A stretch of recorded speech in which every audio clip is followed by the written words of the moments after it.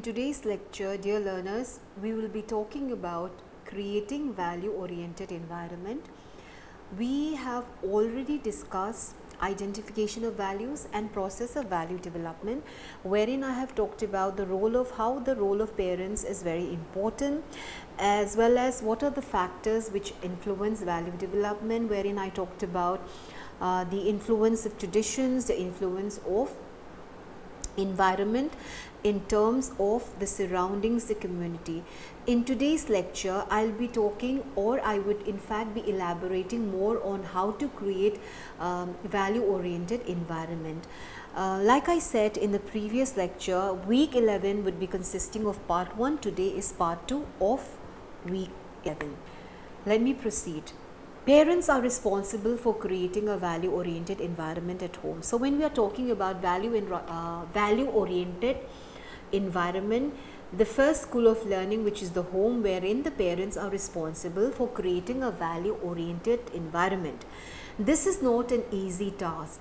Each family member has to perform his duty or her duty well.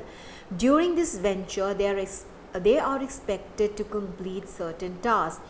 This is not a unique way to perform these tasks. Therefore, there will be different opinions on the ways to perform a task. This causes conflicts in the family. No one knows the best way to resolve these conflicts. Each family member has a position. This position is reflected in the relationship among them. In a typical family, relationships are referred to as father, mother, son, daughter, brother, sister, husband, wife. The family may also have grandfather, grandmother, grandson, granddaughter, uncle, aunt, mother-in-law, father-in-law, sister-in-law, and so on.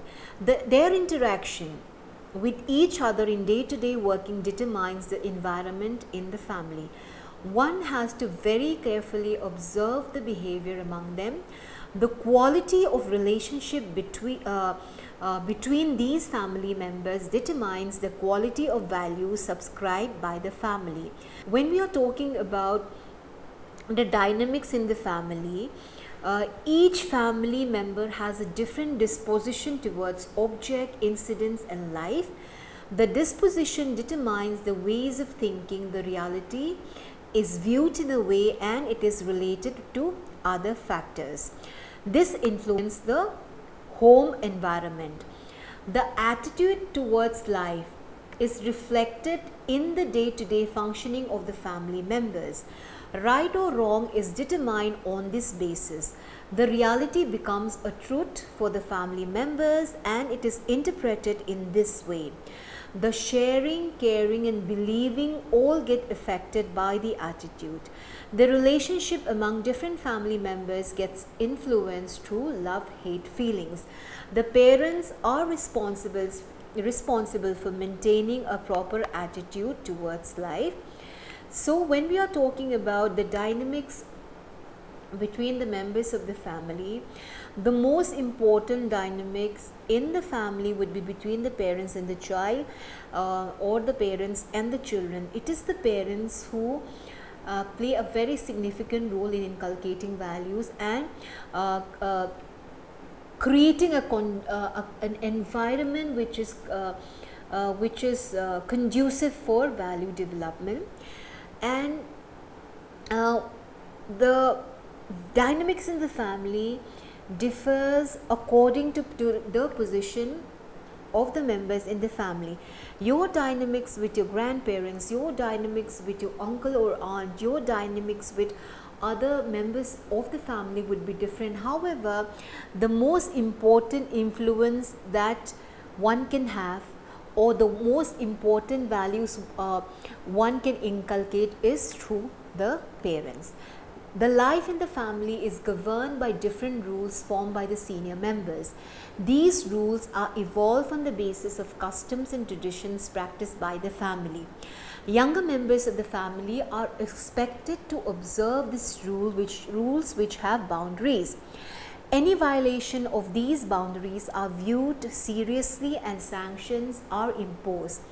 The observance and reinforcement of these family customs and traditions become the foundation of values. So, in a particular family, or I would say, in fact, in majority of the families, there are certain customs and traditions which are imposed in the family.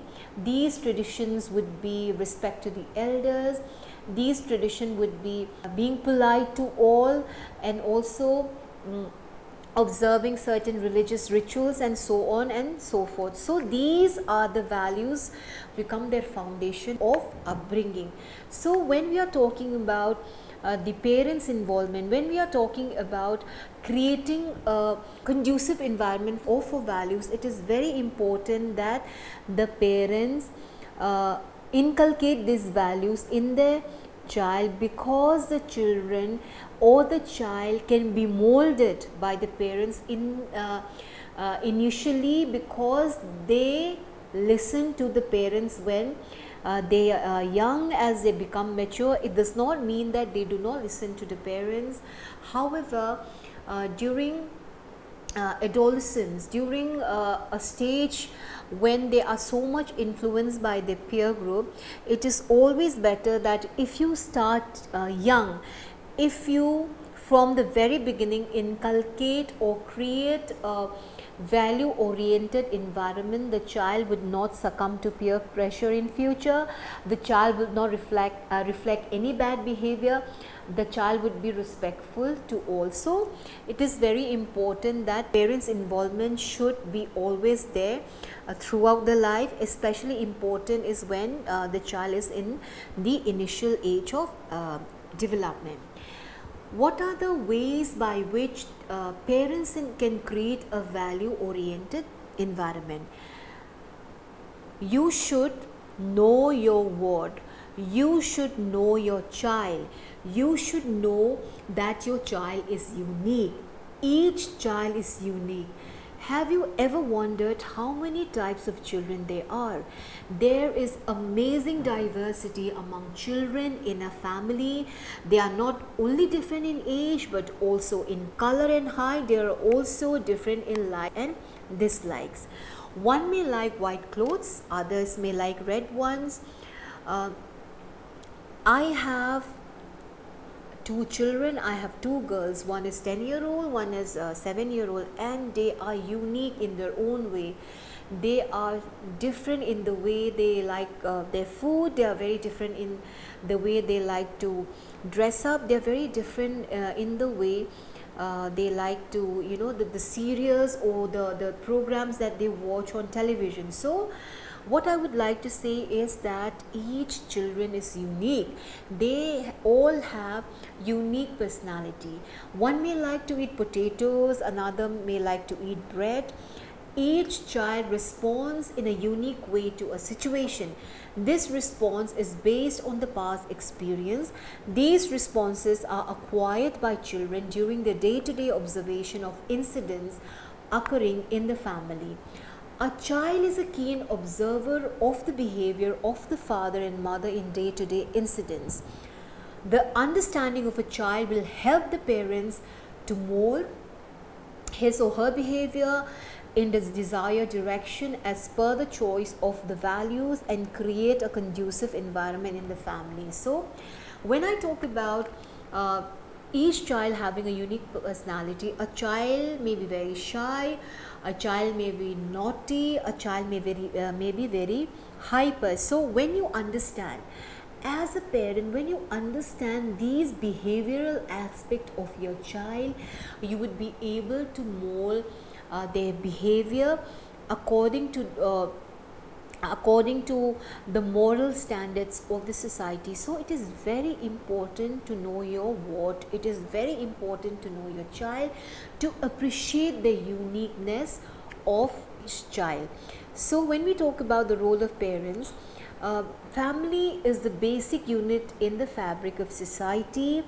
And when a child is born into a family, the parents, like I said, are the they are the ones from which they learn the initial values, and they are the most important persons in his or her life. And when we talk about parents, when you talk about the role that they play, they are the ones who sustains us in times of stress, times of sickness, in times of ill health, in times of strain and adversity, and they are the ones who create bonds and they nurture and strengthen you. So when we talk about parents, they give you a lot of time, they give up a lot, they sacrifice a lot, and they take up this responsibility to bringing up the child. And so the responsibility of the parents are so great that they are also the ideal role models for their children.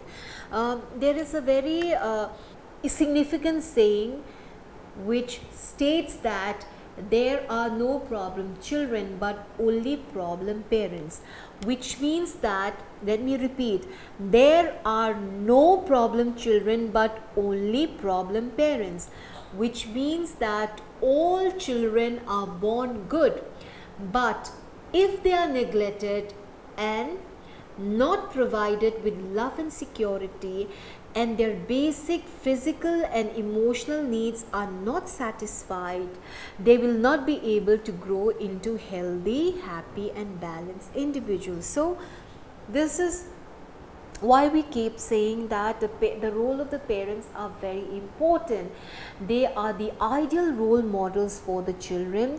And when we are talking about parents, when children are born into the family for the child or for the children, the parents are the most important persons in their life. So this saying which says that there are no problem children but only problem parents, which means that all children are born good, but if they are neglected and if they are not provided with love and security, they will not grow up into healthy, happy or balanced individuals, and they would not be reflecting standards acquired from them by the society. So parents need to build strong bonds of warmth, love and friendship with their children right from the very beginning. And any amount of money given to a child cannot substitute for a parent's love, understanding and time. Children who have strong family bonds and good parental support are less likely to go astray. So a wholesome family environment is basic to the establishment of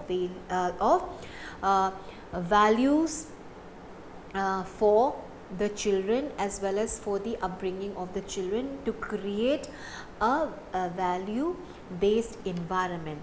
So what are the guidelines for parents? There are so many guidelines for parents. There may be many guidelines which I have missed out, but there are very few guidelines which I feel, dear learners, I should share to you. And there are so many other guidelines which I may not be sharing today, but you would know that there are so many other guidelines. But these are the few guidelines which I feel it is important for you to know or for me to know. So what are these guidelines to help parents to bring up their family in the right way? Right way in terms of reflecting good moral behavior, reflecting the moral standards of or the moral standards which are accepted by the society. These few guidelines are, always remember, you as a parent, you as a elderly member of the family are the role model for your child. Do not do anything which you do not want your child to emulate. Father and mother should speak the same language. They should discuss between themselves and frame simple values for the child to follow. So this is very important. When we are talking about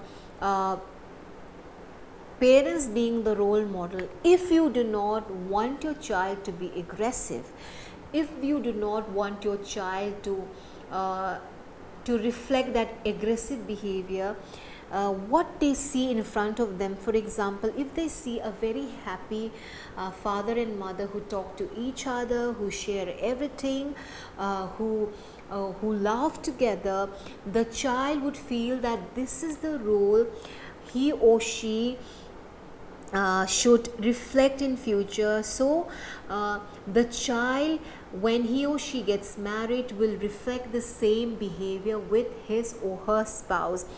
It would lead to a loving relationship because the child sees this loving relationship in front of him.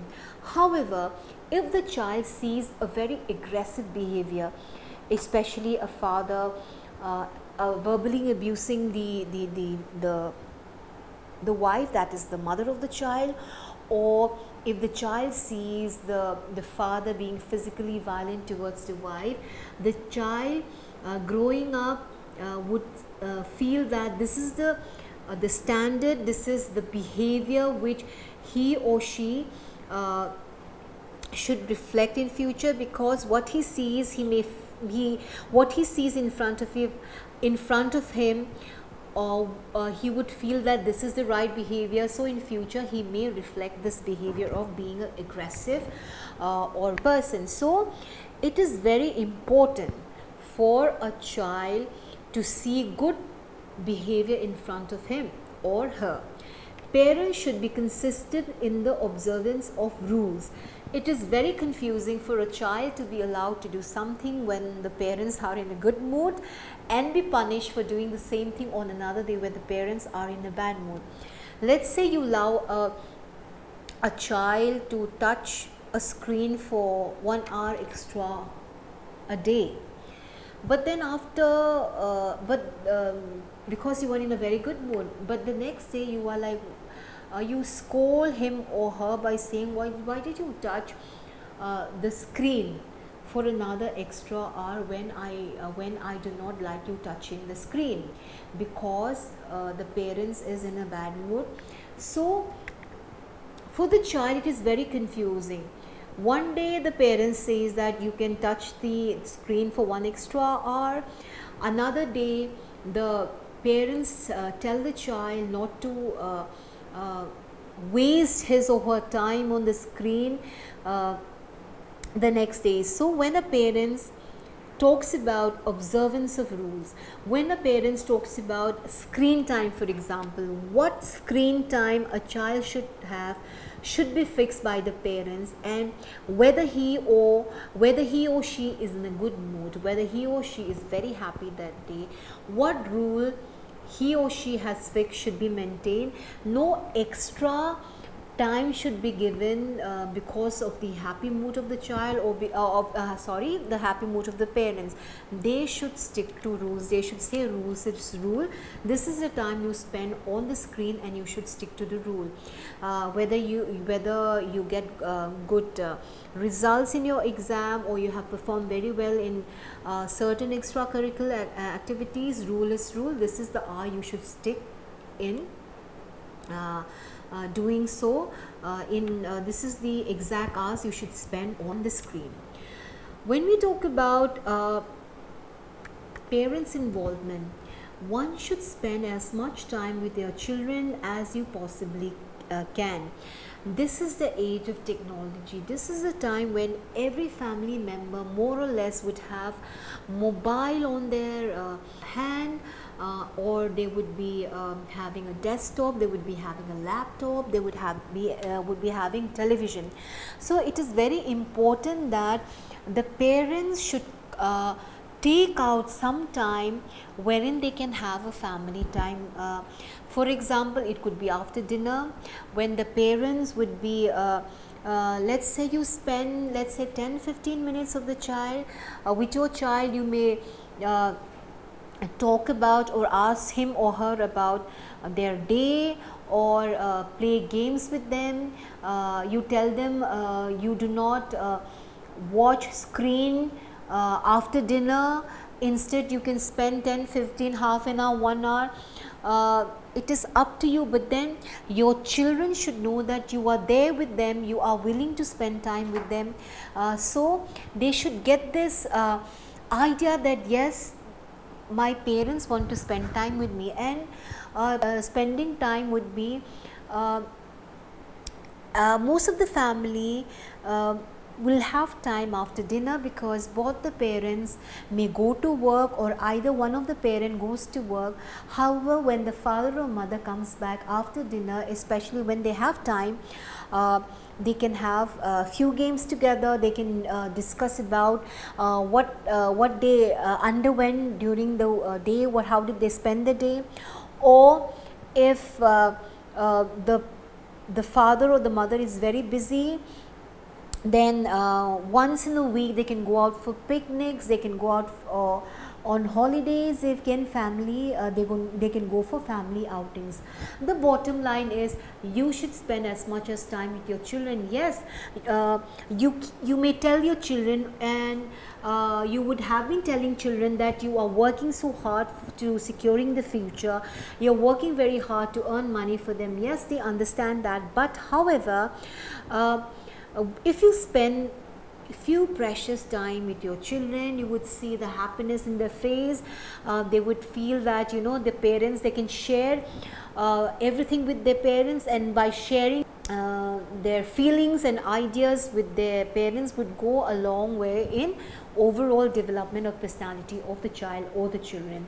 You should observe your children carefully and try to understand her special needs by taking to him her in confidence. Each child is different and should be handled in a different way. Give your approval and encouragement for all forms of positive behavior and help him, her or her to blossom.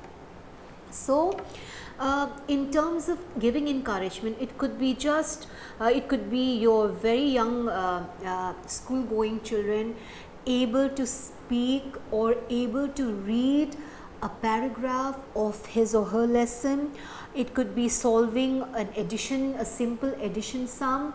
It could be solving a simple subtraction. It could be reading a paragraph of Hindi literature. All these encouragement wherein you praise the child for reading so well, you give your approval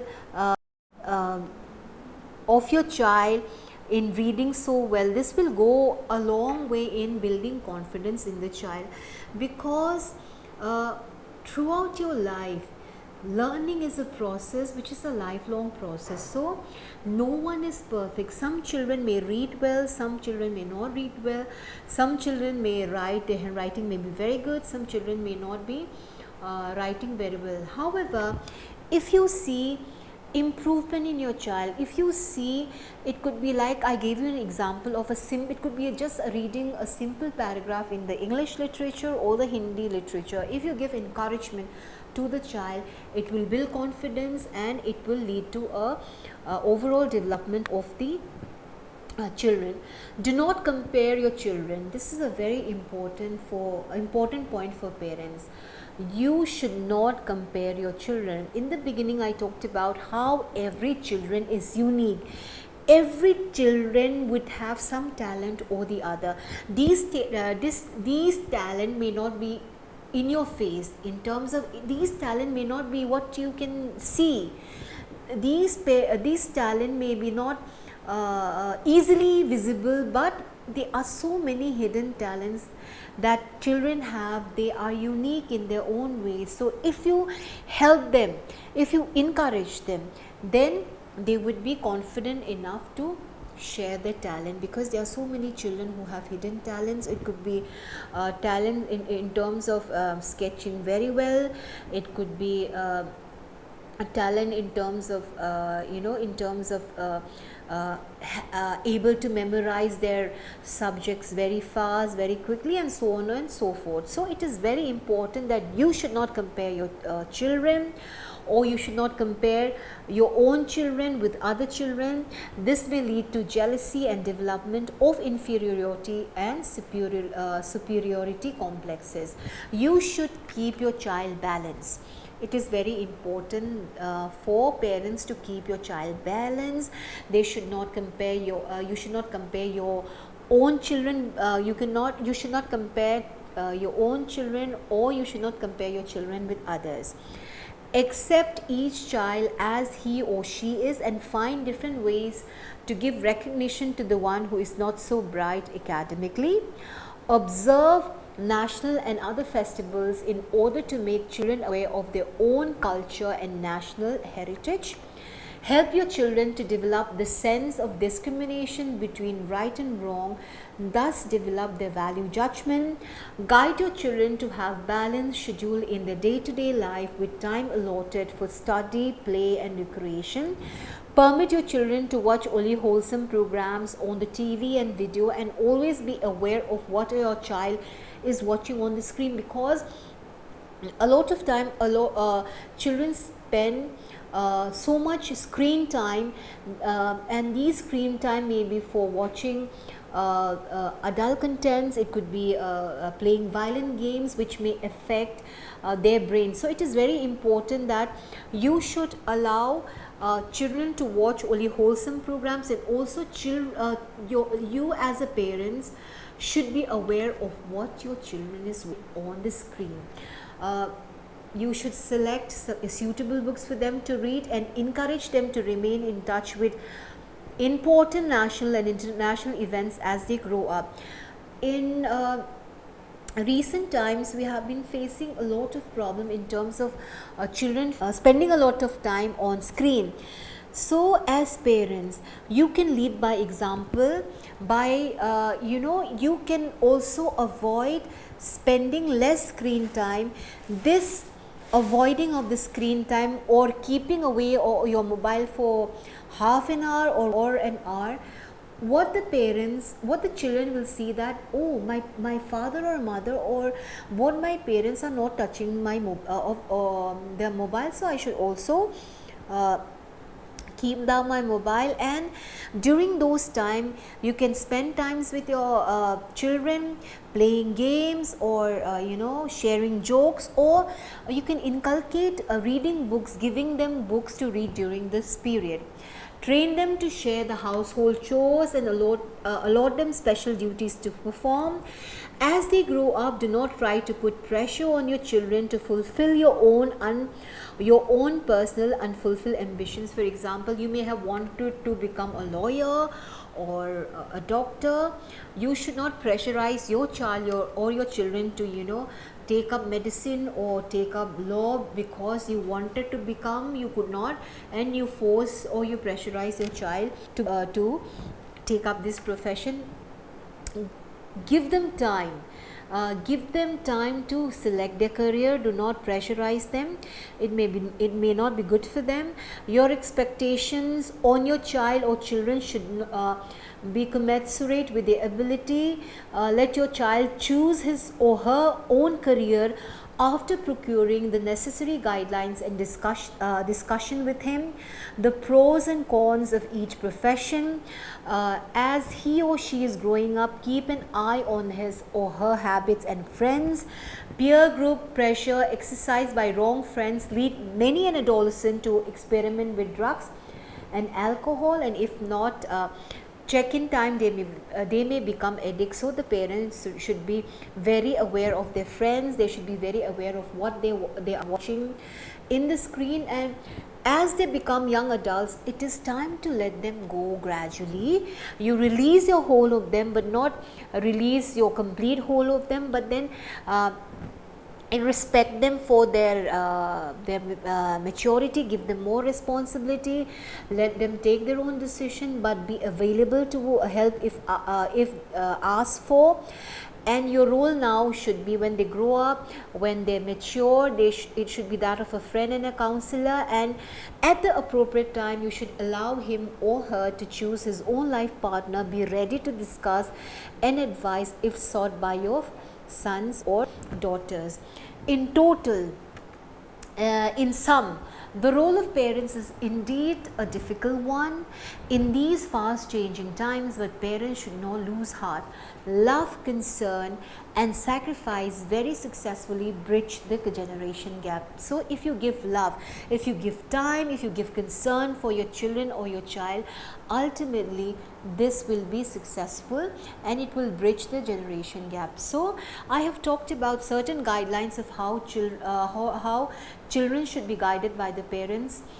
Dear learners, there are many other guidelines which I may not have discussed. These are the very few important guidelines that I have discussed, and I hope that these guidelines and this particular lecture would have helped you in some way or the other. Thank you so much for listening and taking part in the lecture.